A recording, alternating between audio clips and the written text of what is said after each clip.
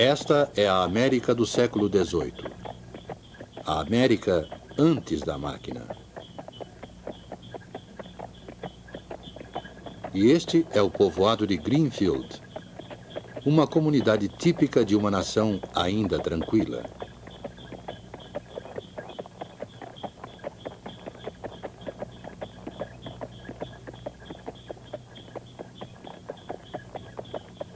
Henry Ford construiu Greenfield Village, uma cidade-monumento para preservar de algum modo a sua própria história.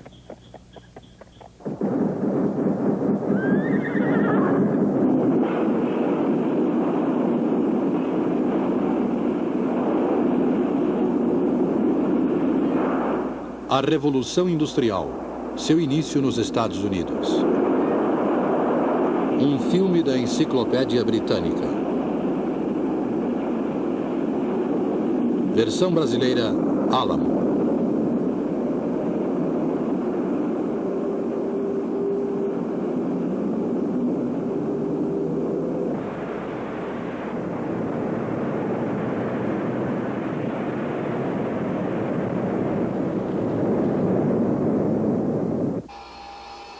Este é outro monumento construído por Henry Ford. Em termos de quilômetros, a fábrica da Ford, no Rio Rouge, fica a uma pequena distância de Greenfield Village, porém, em termos de tempo, fica a séculos de distância. Aqui a matéria-prima é moldada, montada e, finalmente, sai da linha de montagem como um produto acabado. É um processo simples e lógico. No entanto, isto representa uma evolução além dos sonhos mais fantásticos do homem do século XVIII.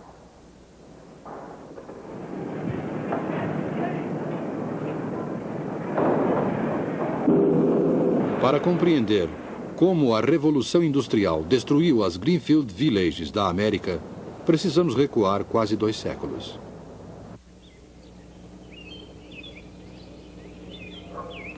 A vida nos povoados era simples. O objetivo do trabalho era a satisfação das modestas necessidades de uma nação essencialmente agrícola. O artesão especializado trabalhava sozinho em sua oficina.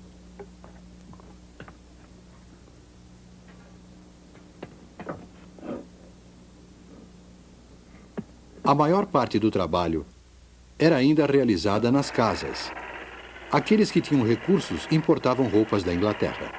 Aqueles que não podiam teciam seu próprio fio de algodão e faziam suas roupas. A fabricação industrial era quase desconhecida. Por que fabricar produtos? Era muito mais fácil trabalhar no campo, havendo terra disponível. Aqueles que trabalham no campo são escolhidos por Deus. Assim falava Thomas Jefferson em 1784. Jefferson não via nenhum motivo para a industrialização e os seus conterrâneos pensavam da mesma forma. Era mais fácil importar da Inglaterra, onde a era industrial já havia começado. A América parecia estar destinada a permanecer uma terra de fazendeiros e negociantes, atuando na importação e exportação por via marítima. Os navios da Nova Inglaterra transportavam para a Europa matéria-prima, algodão, linho, madeira, fumo e lã, e retornavam com produtos industrializados. A América dependia da Europa. Tal situação não oferecia obstáculos enquanto a Europa estivesse em paz.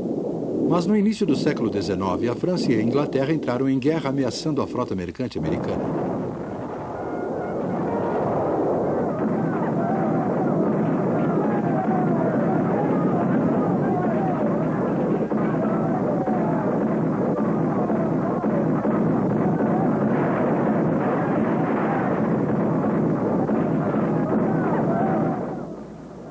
Em retaliação, os Estados Unidos decretaram um embargo da exportação de produtos. Os efeitos desta guerra e da seguinte em 1812 contra a Inglaterra foram danosos à frota mercante dos americanos, a tal ponto que a importação de produtos industrializados foi quase eliminada. Antes do fim da guerra de 1812, Thomas Jefferson já havia mudado de opinião quanto à industrialização. Estamos vivendo momentos que não acreditávamos. Existe um poder com força suficiente para nos excluir do comércio com as outras nações. Para sermos independentes e termos uma vida confortável, devemos, nós mesmos, fabricar os bens de consumo. Devemos agora colocar o industrial ao lado do agricultor.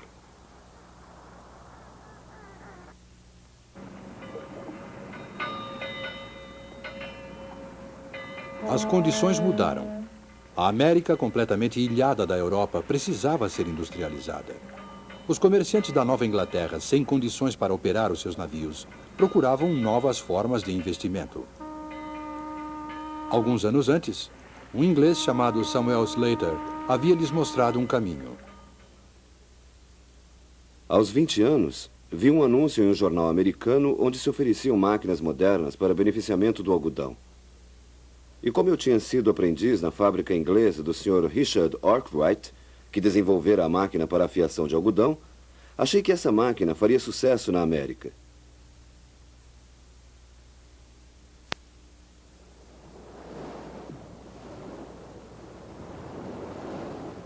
Disfarcei-me de camponês e embarquei num navio para Nova York. Não revelei minhas intenções nem à minha mãe, porque as leis inglesas proibiam a exportação de máquinas, inclusive desenhos e modelos, e a imigração de operários especializados não era permitida. Desembarquei em Nova York e fui para Rhode Island, onde um rico comerciante se dispunha a fundar uma fábrica se eu conseguisse reproduzir uma máquina inglesa. Contando somente com a minha memória, construí a máquina para a fiação de algodão e escolhemos um lugar na margem do rio Pawtucket, que nos abasteceria com a força hidráulica necessária para movimentar as máquinas.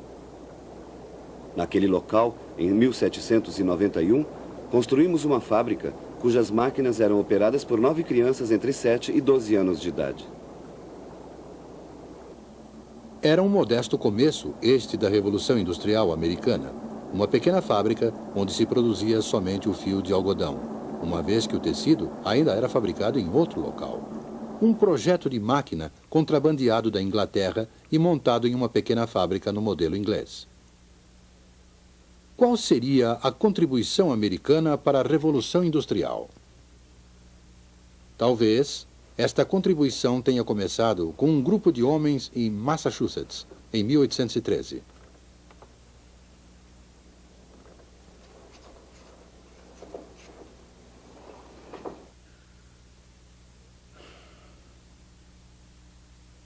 Bem, aí está. Companhia Manufatureira de Boston. Já é oficial. Esperemos que tenha êxito. É claro que alcançará êxito, Francis.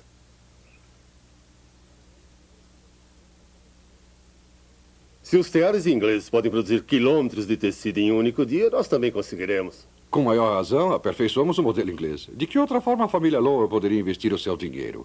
Com a Inglaterra em guerra, não se pode nem navegar. Sei disso. Provavelmente está certo. Se eu tivesse objeções, não teria investido tanto. Acho que um dia ainda seremos muito ricos. A única dúvida é aquela que se sente antes de empreender algo novo. Apenas essa. Bem, não há nada de novo em utilizar máquinas inglesas. Eu sei, Patrício. Uma coisa é usar máquinas inglesas, outra é estar inovando. Se realmente pudermos pôr o algodão bruto em uma extremidade da fábrica e na outra retirar o produto acabado, teremos feito o que nunca foi realizado antes. Ora, Francis, certamente alguém já pensou nisso antes. Na verdade, ninguém havia pensado. Francis Cabot Lowell e alguns amigos fundaram a primeira fábrica moderna. Antes, inclusive na Inglaterra, as etapas de produção eram realizadas em locais distintos. Produzia-se o fio de algodão em uma fábrica como aquela de Slater, o tecido era fabricado em outro lugar e, em uma terceira fábrica, era clareado. Em 1814, em Waltham, Massachusetts, o processo foi modernizado. Nenhum produto novo era manufaturado. Nenhuma máquina nova foi introduzida. A inovação consistia na combinação do antigo sistema de produção de tal forma que todo este processo, do começo ao fim, era realizado em um único local. Por que isto não havia sido feito na Europa?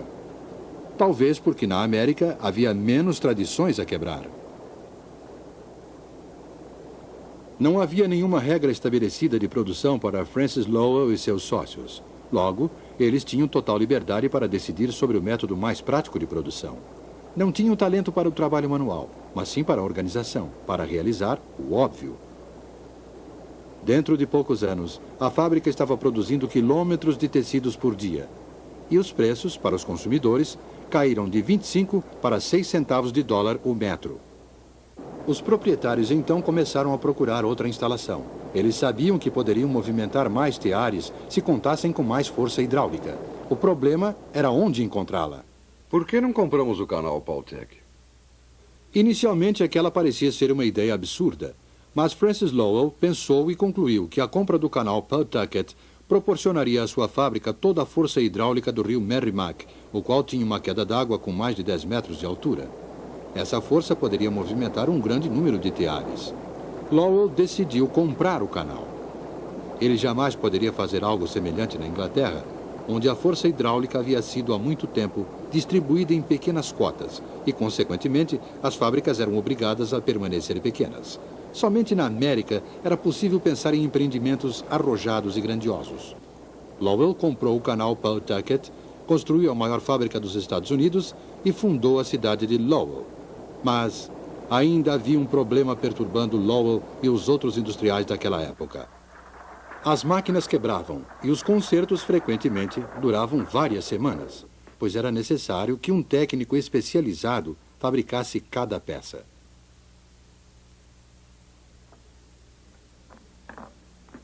Uma arma, por exemplo, era ainda obra de artesão.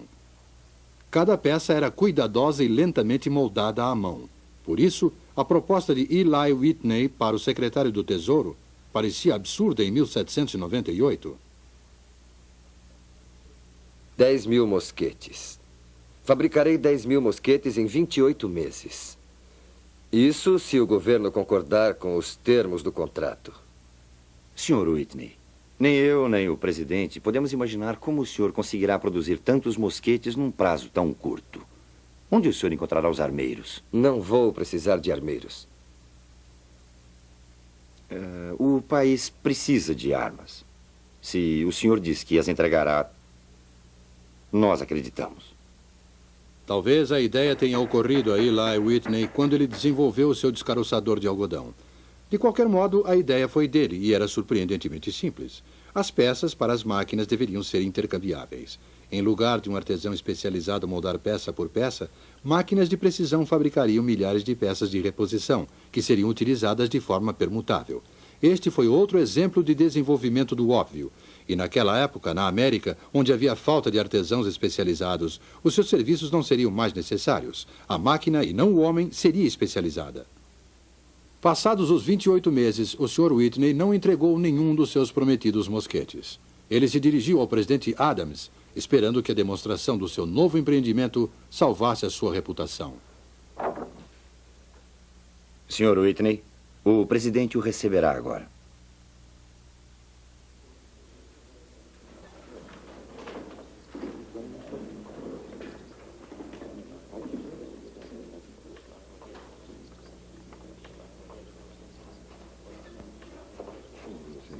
Está muito bem. Veja, senhor. Veja bem aqui esta área. Está realmente claro.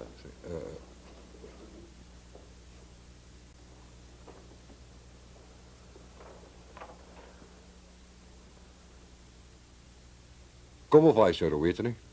Senhor presidente, senhor vice-presidente, senhores. Sr. Whitney, todos nós sabemos que o senhor não cumpriu as obrigações contratuais com respeito aos mosquetes. Reconheço, senhor. Reconheço e lamento não ter cumprido o contrato. Todavia, pediria somente que os senhores mesmos verificassem. Aqui temos uma peça acabada de mosquete, feita por um artesão de acordo com o que eu chamaria de modelo antigo. E aqui temos um estoque completo de peças de mosquetes, fabricadas pela máquina. As peças são totalmente idênticas. Agora, eu pediria ao senhor presidente que pegasse ao acaso uma peça de cada pilha, as montasse e mostrasse aos membros do gabinete que, sem nenhum treinamento especial, o senhor pode montar um mosquete com essas peças.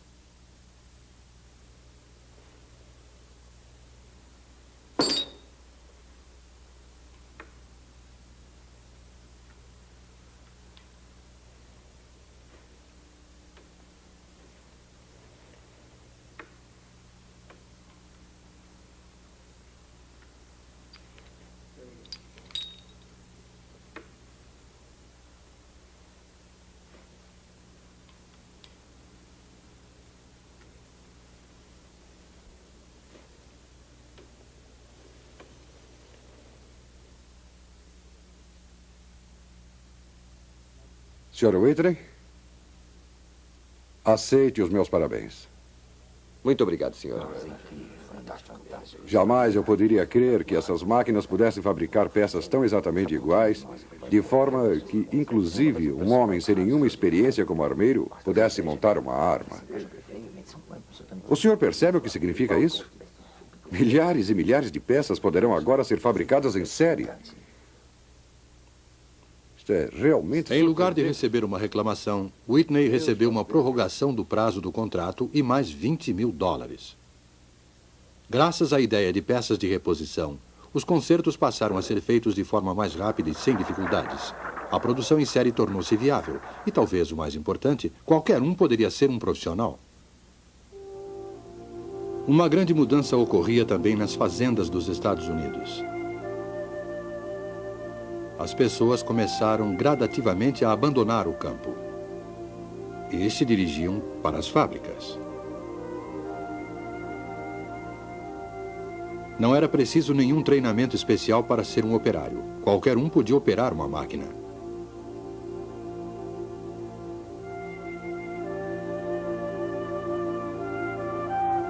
Onde havia concentração de máquinas, também havia concentração de pessoas. As cidades começaram a inchar. Em Nova York, em 1790, a população era de 33.131 habitantes. Em 1820, 123.706. Em 1840, 312.852.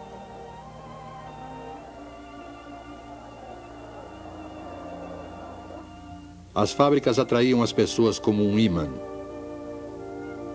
Essa gente frequentemente vivia muito mal e ganhava pouco. Não obstante, continuava a chegar. Vagarosamente, a cidade substituiu a fazenda como unidade dominante na vida americana. E à medida que a produção aumentava, os estoques cresciam e um problema era inevitável: como levar os produtos até o consumidor. Até o início do século XIX, os meios de transporte haviam mudado muito pouco, comparando-se com aqueles dos séculos anteriores. Viajar rio acima era impossível. O transporte rodoviário para longas distâncias era muito caro. Era necessária uma revolução nos transportes para expandir a revolução industrial.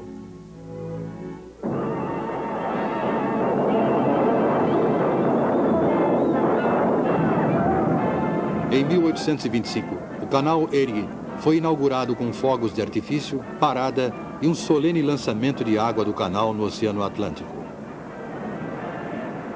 O leste e o oeste foram subitamente ligados por esse canal gigantesco. Os produtos industrializados da Nova Inglaterra passaram a ter um meio mais barato de transporte para o oeste. O motor a vapor era uma fonte de energia revolucionária, pois mercadorias e pessoas podiam ser transportadas tanto rio abaixo quanto rio acima. Os rios do oeste americano tornaram-se, então, grandes artérias de comércio por onde eram transportados os produtos do leste.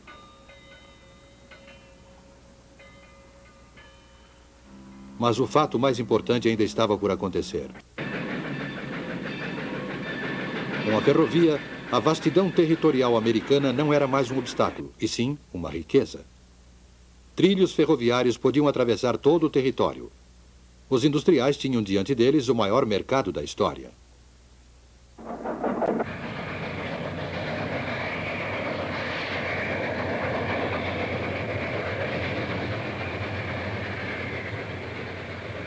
A América, às vésperas da Guerra Civil, comparada àquela de 50 anos atrás, mudara radicalmente.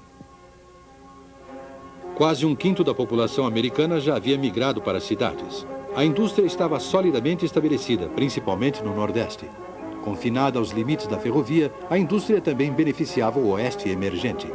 Mas, se o Norte era agora a terra da indústria, o Sul ainda era a terra do algodão. A Guerra Civil seria não somente uma guerra entre Norte e Sul, mas uma guerra entre agricultura e indústria.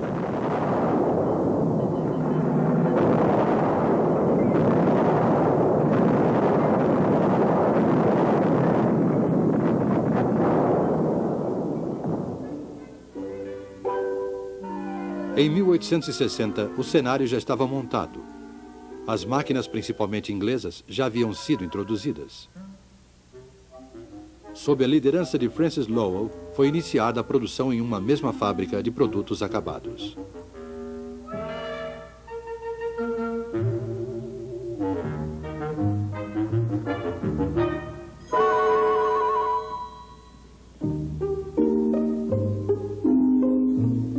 Eli Whitney desenvolveu as peças de reposição. Em consequência, os artesãos especializados não eram mais necessários e qualquer um poderia operar a máquina.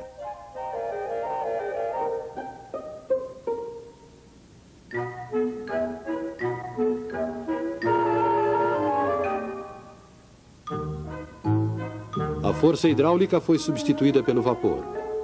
E mais tarde, passou-se a utilizar o carvão para gerar o vapor.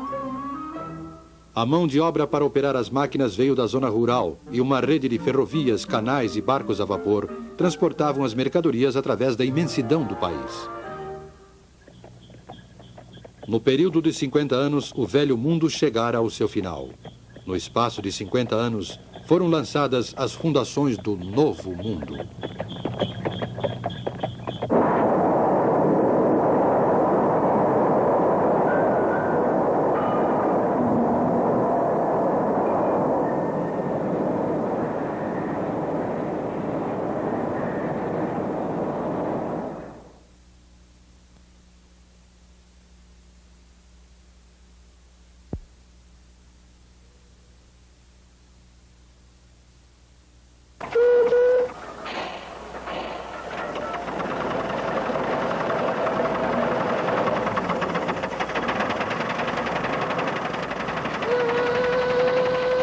A Revolução Industrial na Inglaterra.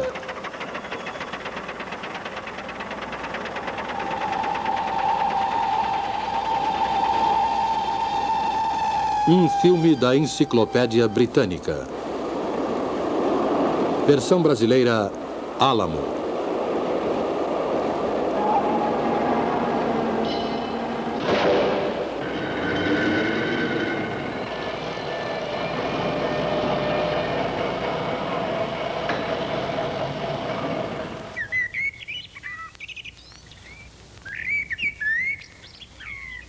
Voe com sua imaginação até a Inglaterra. Imagine a condição socioeconômica daquela nação há 200 anos. Era uma Inglaterra muito diferente da que conhecemos nos dias de hoje. Uma Inglaterra de aldeias tranquilas, de fazendas e pequenas propriedades rurais, de extensos pastos abertos e grandes florestas. Muitas regiões haviam evoluído pouco desde a Idade Média. A maior parte da população dedicava-se à lavoura ou exercia outras atividades rurais. O padrão de vida era baixo. As fazendas eram pequenas e as técnicas de cultivo eram rudimentares. O ciclo de culturas era quase desconhecido, assim como desconhecidas eram as técnicas de aumento de produção de alimentos. Havia pouca coisa para os carneiros comerem durante o inverno. Só o que Deus mandava para eles. A maioria morria. Agora vamos verificar as condições da manufatura, especificamente na área têxtil. Naquela época, a manufatura de lã era o grande alicerce da prosperidade inglesa. Em todas as casas, encontrava-se uma roda de fiar, e em todas as aldeias, um tear manual. Esse método de manufatura foi denominado sistema doméstico.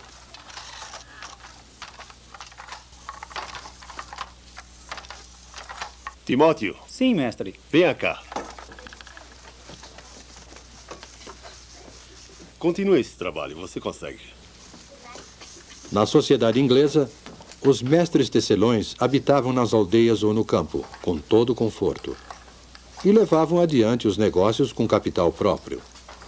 O mestre também executava o trabalho manual, e quase todo o processo de beneficiamento de lã era realizado em sua própria casa.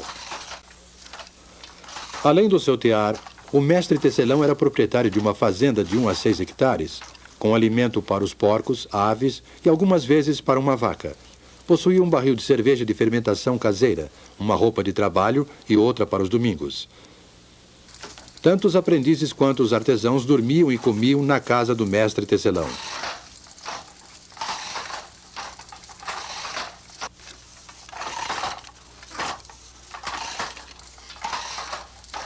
Mantenha o movimento firme, rapaz.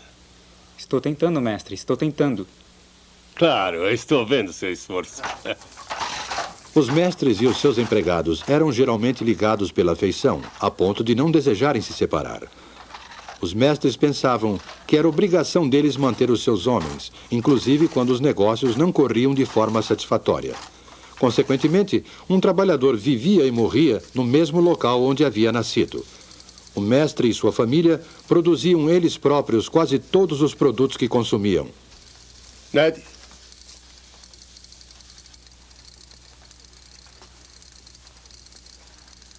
O que você acha? Ele parece um campeão, não é? Eu vou fazer um casaco bem bonito. Você é um menino de sorte. Agora pode ir. Ei, Ned! Valha-me Deus! Eles cultivavam na fazenda os cereais que os alimentavam, manufaturavam o tecido de lã com que se vestiam e satisfaziam as demais necessidades com o produto da venda do tecido por eles manufaturado.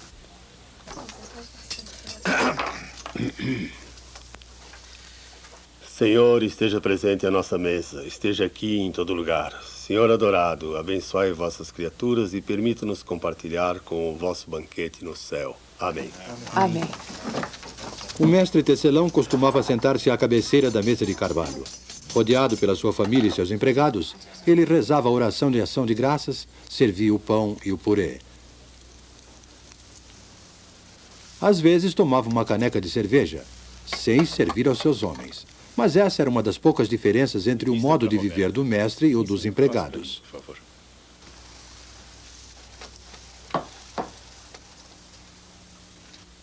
Há muito ainda para você aprender na arte da tecelagem. O pagamento é muito pouco para o aprendiz. Dinheiro não é uma coisa boa no bolso dos jovens. Na realidade, havia um aspecto muito desagradável no relacionamento entre o mestre tecelão e os trabalhadores. Existia, por exemplo, uma lei do governo proibindo aos trabalhadores de fazerem greve para reivindicar aumento salarial. Fizeram uma greve no inverno passado, mas a paralisação cessou por causa da repressão.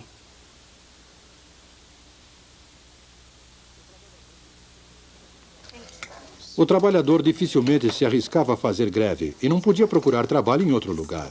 Recebia uma remuneração irrisória pelo seu serviço. Ele ocupava, na verdade, uma posição intermediária entre escravo e homem livre, ou mais precisamente, entre servo e cidadão. Tais eram as condições na indústria têxtil inglesa há 200 anos, apresentadas neste filme de forma concisa. Essas condições variavam conforme o lugar e a época.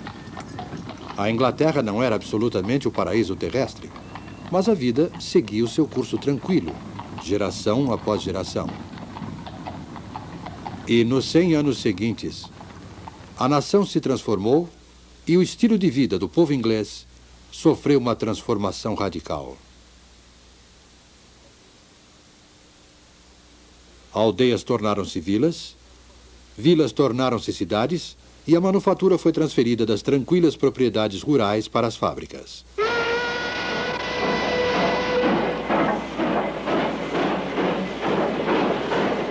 Essa transformação é chamada de Revolução Industrial. Podemos dizer, sem correr o risco de simplificar demais, que 3 tipos de máquinas destruíram o velho mundo e construíram o novo. A primeira foi a máquina de fiação. A segunda, o tear mecânico. E a terceira, o motor a vapor.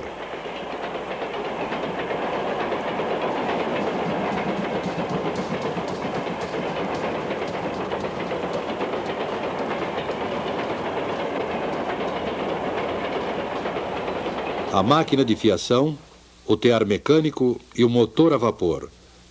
3 instrumentos que, juntamente com outras máquinas, transformaram o mundo. Desde os tempos primitivos, o homem vem fabricando e utilizando instrumentos. O instrumento executa um trabalho pequeno, visto que os músculos do trabalhador fornecem a força e o seu cérebro a habilidade.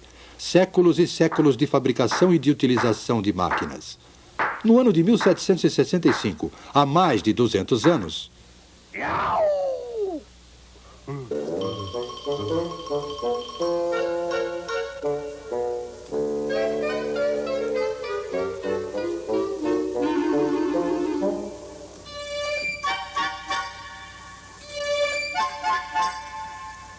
Jenny! Jenny! Eu consegui! James Hargreaves aperfeiçoou a máquina de fiação manual, batizando-a com o nome de sua esposa, Jenny. É a Spinning Jenny, a máquina primitiva de fiar difusos múltiplos. Essa máquina iniciou a revolução na manufatura da lã. A fiação era até então um processo lento, pois só se podia fiar um fio de cada vez.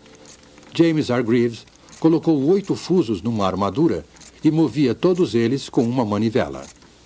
Dessa forma, fiava 8 fios simultaneamente. A engenhosidade de Hargreaves lhe angariou o desagrado dos seus companheiros fiandeiros, que temiam perder o trabalho por causa da máquina.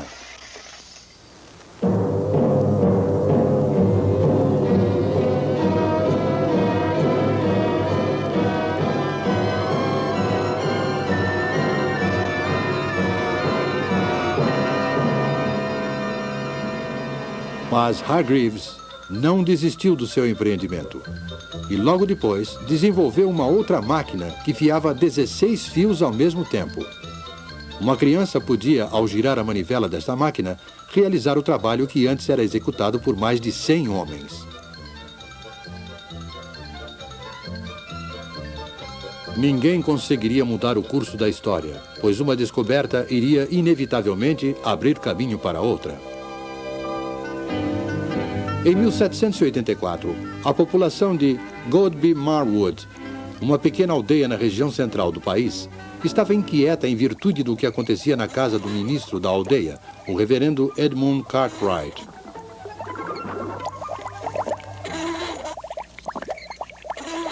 Acontecem coisas muito estranhas ali naquela casa. Parecem coisas do diabo.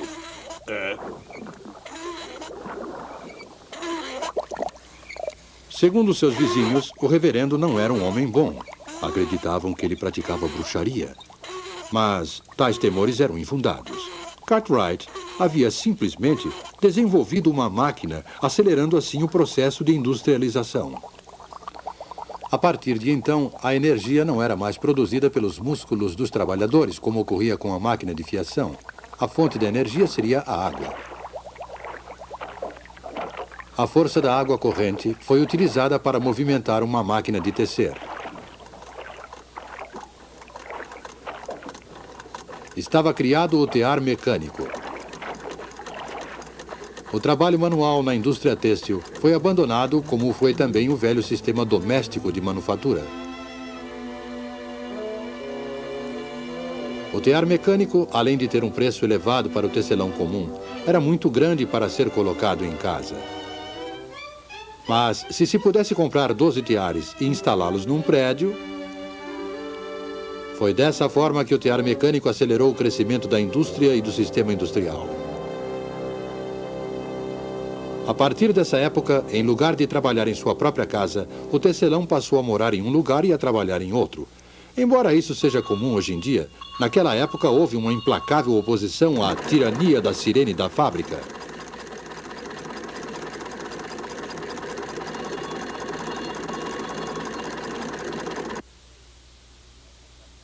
Houve tempos em que eu tinha vontade de jogar as minhas lançadeiras no chão. Mas a máquina que daria o maior impulso à Revolução Industrial ainda estava por vir.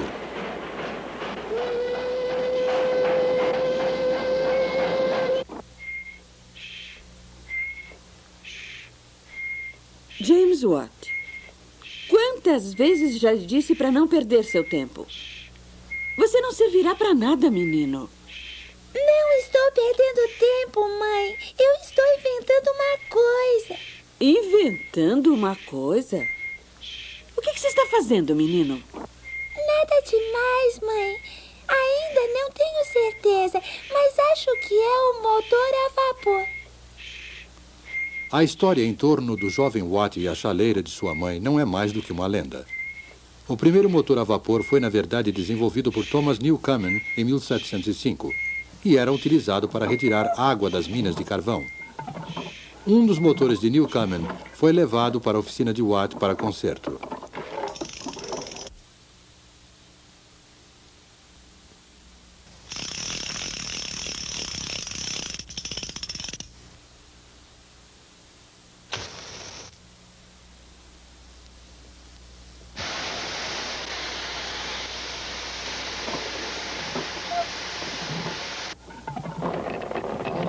James Watt empenhou-se nesse trabalho e, por volta de 1781, aperfeiçoou o motor, convertendo-o em grande fonte de força. Essa era uma força barata e podia ser utilizada para dar movimento a todos os tipos de máquina.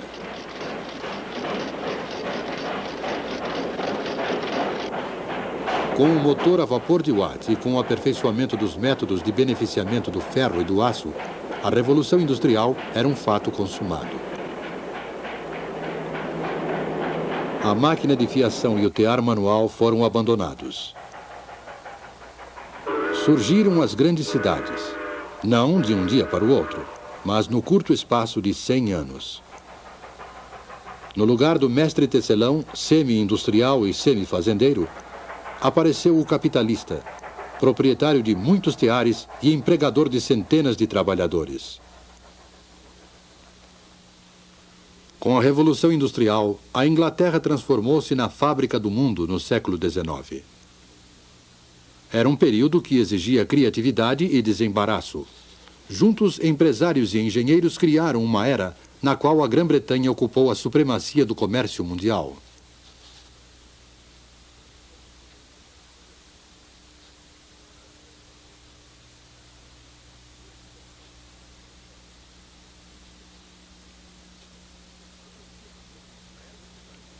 Parecia haver motivos suficientes para grande otimismo. Ser um inglês no início do século XIX significava ter acesso, se fosse um inglês rico, a todas as comodidades e prazeres que o mundo podia oferecer. E a grande massa da população? A maior parte da população caía cada vez mais na indigência e na miséria.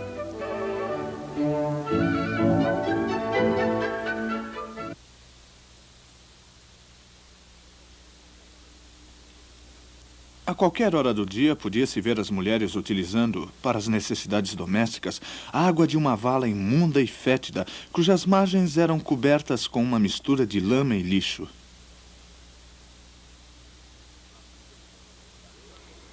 A vida do trabalhador inglês, incluindo mulheres e crianças, era uma luta miserável pela sobrevivência, tendo dois inimigos, o empregador e a máquina. Sim, senhor. Comecei a trabalhar na tecelagem quando tinha 7 anos. Meu horário de trabalho é das 5 da manhã até as 8 da noite. Conversa de escravos. Os trabalhadores do período feudal não foram tão aviltados e escravizados quanto os pobres trabalhadores do norte civilizado.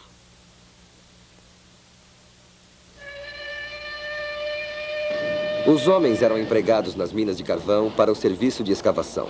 Seus instrumentos de trabalho eram as picaretas e as pás. As mulheres e também as crianças eram encarregadas de arrastar a carga do carvão bruto de uma extremidade à outra através dos túneis subterrâneos.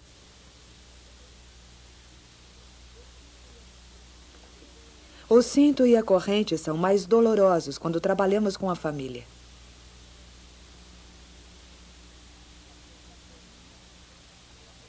É comum as mulheres largarem a carga e caírem da escada.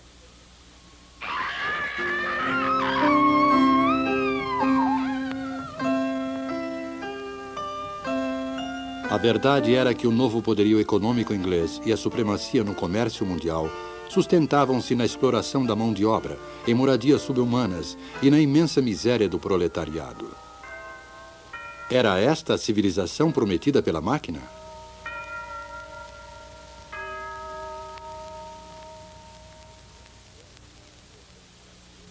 Observo com prazer que a classe operária inglesa está conscientizada de sua exploração e que ela odeia aqueles que a exploram.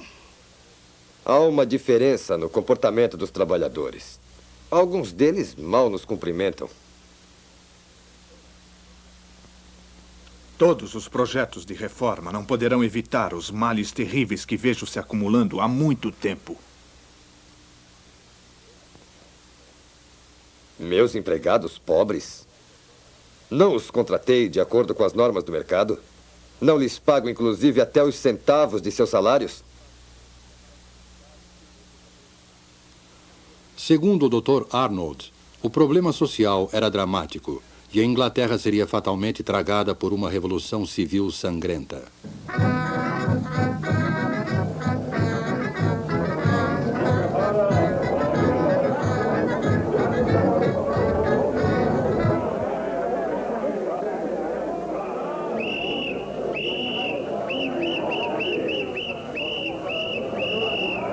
Apesar de todos os distúrbios e tumultos, os quais sempre ficaram limitados a determinadas áreas, a tão esperada e temida Revolução Sangrenta não aconteceu na Inglaterra como acontecera na França. E isso por dois motivos principais.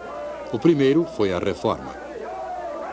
Durante anos, houve muito debate público pela reforma dos males sociais causados pela Revolução Industrial.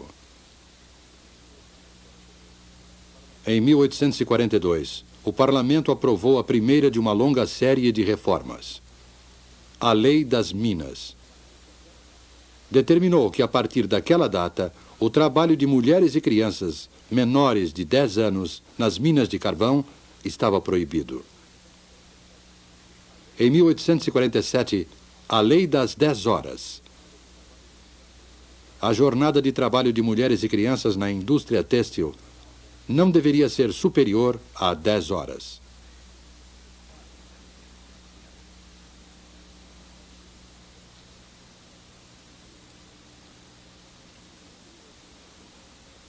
E em 1875, os sindicatos, que até aquela data tinham seus poderes de negociação limitados por lei, ganharam proteção legal. A partir de então, o operário tinha o amparo legal para se reunir com seus companheiros em defesa de melhores condições de trabalho, redução da jornada e aumento salarial. A produtividade foi o outro motivo. Assim como a reforma, ela evitou que os problemas sociais da industrialização causassem uma revolução civil. Na época do trabalho manual, antes do advento das máquinas, a produção de um sapato exigia aproximadamente 18 horas de trabalho, pois um único artesão executava todas as etapas de produção. O artesão sentia-se gratificado pelo seu talento. Mas, para sobreviver, era obrigado a trabalhar muito para compensar sua baixa produtividade, que era inevitavelmente baixa, dado que ele só podia executar uma única operação por vez. O acabamento podia ser excelente, mas o preço do sapato feito à mão era elevado e, consequentemente, poucas pessoas podiam pagá-lo.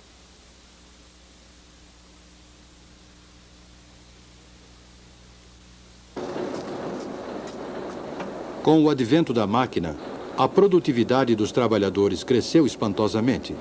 Implementou-se a divisão do trabalho. Do beneficiamento do couro até o produto acabado, cada operário executava somente uma operação, repetindo-a várias vezes. Desde que o couro estivesse beneficiado, um sapato podia ser produzido em menos de 20 minutos, ao invés de 18 horas exigidas pelo método artesanal.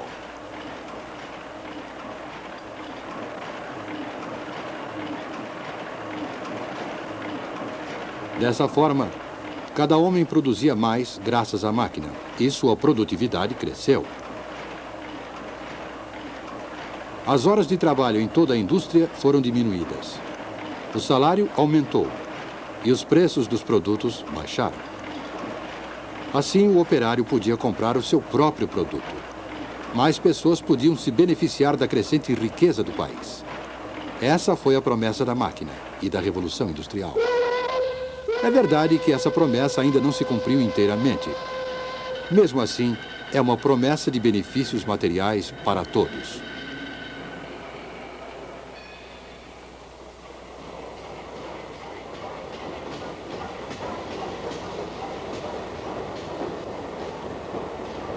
O século XIX, o século da Revolução Industrial, foi uma época de grandes realizações para a Inglaterra. Uma nação de economia agrícola, com uma grande manufatura de lã, transformou-se em uma nação industrial, de engenheiros, de minas de carvão, de empresas siderúrgicas e de fábricas. Essa transformação da economia causou muito sofrimento para a classe operária. Mas, por outro lado, em um período muito curto, a Inglaterra tornou-se o maior exportador de produtos. Ela era a fábrica do mundo.